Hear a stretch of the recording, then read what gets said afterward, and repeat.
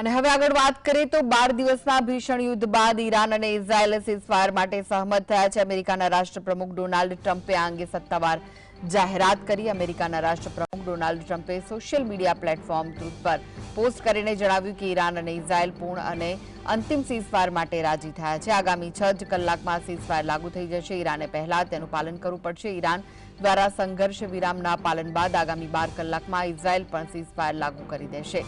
आगामी 24 કલાકમાં યુદ્ધ સત્તાવાર રીતે સમાપ્ત થઈ જશે। જો કે યુદ્ધ વિરામ પર ઈરાનના વિદેશ મંત્રીએ કહ્યું કે અત્યાર સુધી યુદ્ધ વિરામ પર કોઈ સમજૂતી થઈ નથી। તેમણે કહ્યું કે અમે સૈન્ય અભિપ્રાય પછી જ કોઈ નિર્ણય કરીશું।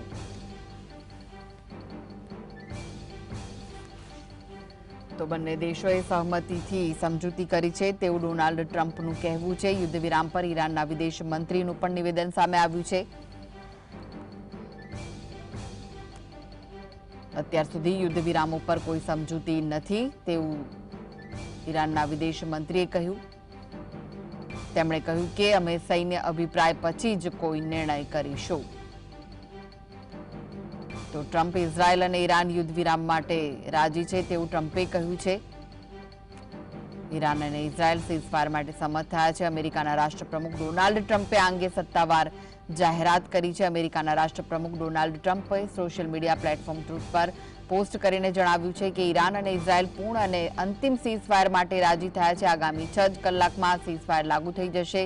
ઈરાને પહેલા તેનું પાલન કરવું પડશે। ઈરાન દ્વારા સંઘર્ષ વિરામના પાલન બાદ આગામી 12 કલાકમાં ઇઝરાયેલ પણ સીઝફાયર લાગુ કરી દેશે। આગામી 24 કલાકમાં યુદ્ધ સત્તાવાર રીતે સમાપ્ત થઈ જશે। જો કે યુદ્ધ વિરામ પર ઈરાનના જે વિદેશ મંત્રી છે તેમણે કહ્યું છે કે અત્યાર સુધી યુદ્ધ વિરામ ઉપર કોઈ સમજૂતી નથી થઈ। તેમણે એમ પણ કહ્યું છે કે અમે સૈન્ય અભિપ્રાય પછી જ કોઈ નિર્ણય કરીશું। તો આ વિશે વધુ માહિતી માટે જોડાઈ ગયા છે સ્ટુડિયોથી સહયોગી અનિલ પટેલ। અનિલ, ડોનાલ્ડ ટ્રમ્પે જે નિવેદન કર્યું છે ને સાથે જ જે ઈરાનના વિદેશ મંત્રીએ જે કહ્યું છે વિરોધાભાસ જોવા મળી રહ્યો છે, શું વિગતો છે? 12 દિવસ બાદ આ નિર્ણય થયો છે કૃષ્ણા। ઈરાન સામેથી યુદ્ધમાં નહોતું ગયું, એને ઉશ્કેરવામાં આવ્યું, એના ઉપર હુમલો કરવામાં આવ્યો।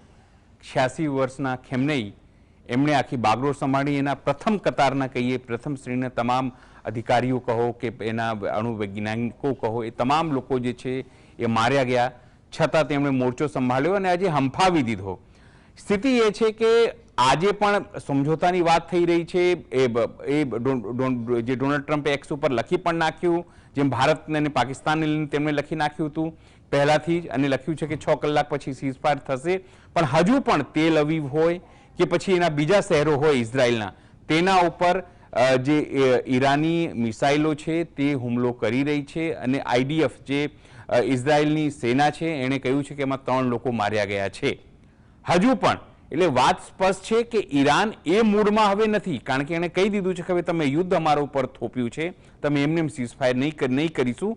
અથવા એક વાત એવી પણ સામે આવી રહી છે કે જે ત્યાંનું નેશનલ ટેલિવિઝન ચેનલ છે એણે એ વાત સ્વીકારી છે કે એનો પ્રસ્તાવ આવ્યો છે અને સરકાર જે છે વિચારી રહી છે અને સીઝફાયર તરફ તે પણ વિચારી રહી છે, કારણ કે એનું પણ નુકસાન થયું છે। આખા મુદ્દાની વાત સીઝફાયર કે આખા મુદ્દાની વાત કે ટ્રમ્પે કીધું કે આખા મુદ્દાની વાત એ નથી કે આ યુદ્ધ લાંબુ ચાલે કે ઓછું ચાલે, કોનું નુકસાન છે। આ યુદ્ધ જો લાંબુ ચાલે તો ભારતથી લઈને અનેક દેશો એનું મોટું નુકસાન આર્થિક ક્ષેત્રે થશે। જે હોર્મુઝ કેનાલ છે એને બંધ કરવાનું ઈરાને જે સંસદ છે એને પ્રસ્તાવ પારિત કરી દીધું છે। લગભગ આપણા દેશનું 70 થી 80% ઓઇલ છે એ રસ્તે આવે છે। આપણી પાસે અત્યારે હરદીપ પુરીએ થોડા દિવસ પહેલા કે 2-3 દિવસ પહેલા જ કીધું કે માત્ર 72 દિવસનું ક્રૂડ ઓઇલ આપણી પાસે છે। એના પછી શું? કારણ કે જો ત્યાંથી આપણી પાસે ક્રૂડ ઓઇલ આવતું હોય અને આપણે જે છે આપણી જે સેન્કશન છે રશિયા ઉપર, એના કારણે ટેન્કરો આપણને નથી મળતો, ત્યાંથી ઓછું આવે છે, તો સ્વાભાવિક છે જો આ કન્ટિન્યુ થાત તો પશ્ચિમી દેશોને તો બહુ મોટી મુશ્કેલી થવાની જ હતી। પણ ભારત, આફ્રિકા અને જે આખું મધ્ય એશિયા, દક્ષિણ એશિયાના દેશો છે એને પણ જે તેલનું સંકટ કે મોંઘવારીનું સંકટ એ થાત। સવાલ એ છે કે હવે કયા કારણોસર ટ્રમ્પે આ વાત કરી છે? કારણ કે જે રીતે એના 3 ન્યુક્લિયર પ્લાન્ટ કહેવામાં આવે છે કે ત્યાંથી ન્યુક્લિયર જે યુરેનિયમ હતું 460 કિલો એ કાઢી લેવામાં આવ્યા હતા ચીનના મદદથી. એટલે માત્ર જે હુમલો થયો પહેલા જે છે અમેરિકાએ કર્યું, પછી ઇઝરાયેલે પણ ત્યાં જ કર્યું, ફોર્ગો કે ફોર્ડો જેને કહેવામાં આવે છે એની વાત છે. છતાં ત્યાં કંઈ નષ્ટ નથી થયું અને આંતરરાષ્ટ્રીય પરમાણુ એજન્સી છે એણે કીધું કોઈ રેડિયેશન નથી, કારણ કે જો કોઈ રેડિયેશન ફેલાય તો તે વિસ્તારનું વાતાવરણ ઓટોમેટિક બદલાઈ જાય છે, પણ કોઈ વાતાવરણ બદલાયું નહીં. એનું મતલબ કે જે વાત કરવામાં આવી કે પરમાણુ સંસ્થાનો પર હુમલો કરવામાં આવ્યો તો ત્યાં ઈરાનને કોઈ મોટું નુકસાન એવું થયું નથી.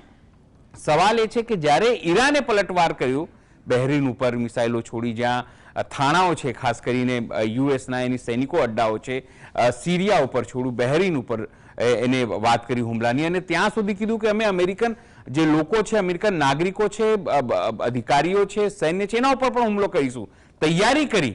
પછી ગલ્ફ કન્ટ્રીના અનેક દેશો, યમનની વાત કરી, યમનમાં તમે જુઓ હિજબુલ્લા છે, હુતી છે, અનેક એવી સંસ્થાઓ જેને પ્રતિબંધિત કરી છે અમેરિકાએ, જેને આતંકવાદી સંગઠન સાથે સરકાવ્યું છે, તમામ લોકો આને પાછળ ઉભા રહ્યા.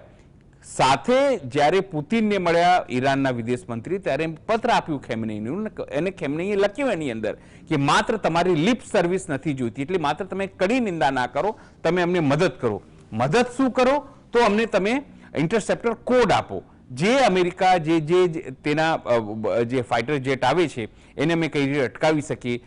ઇઝરાયલના તો 2 આવા ફાઇટર પ્લેન તે લોકો તોડી પણ પાડ્યા. કહેવામાં આવે છે કે ચીને અને રશિયા એમાં એમની મદદ કરી રહી છે, એમને ડ્રોન્સ આપી રહ્યા છે, એને બાકી વસ્તુઓ આપી રહી છે, અને ચીને તો 25 વર્ષનું એમને કરાર કર્યું છે ઓઇલ લેવાનું. એટલે તમે સમજો કે એક તરફ ચીન, કિમ જોન અને તમામ લોકો ઈરાનની સાથે આવીને ઉભા થઈ ગયા છે, બીજી તરફ પશ્ચિમી કન્ટ્રી જે છે એ ટ્રમ્પ સાથે પણ નથી, માત્ર લિપ સર્વિસ કરી રહ્યા છે. અને એટલા માટે ટ્રમ્પને એવું લાગ્યું કે જો લાંબુ આ ચાલે તો ઓઇલના ભાવ વધશે. આર્થિક સંકટ જે છે એ માત્ર યુરોપીય કન્ટ્રી નહીં, મધ્ય એશિયા નહીં, પણ જે વેસ્ટર્ન કન્ટ્રી છે, અમેરિકા છે, એને પણ મોટું નુકસાન થશે. એટલા માટે તમામ વસ્તુઓ થઈ છે. પણ એટલું જરૂરથી કહેવામાં આવશે કે જો યુદ્ધ ચાલત તો સ્વાભાવિક છે લોકો તો માર્યા જાત, યુદ્ધ કોઈ પણ દેશ માટે સારું નથી. પણ પહેલી વખત એવું થયું છે કે સામેથી ઇઝરાયલે પ્રસ્તાવ મુકાવડાવ્યું કે આ યુદ્ધ રોકાવો, કારણ કે એક જ એનું જે તેલ અવીવની પાસે આખું વીજળી પ્લાન્ટ હતું એને ઉડાવી દેવામાં આવ્યું હતું. 8000 ઘરો અત્યારે ત્યાં અંધારામાં છે.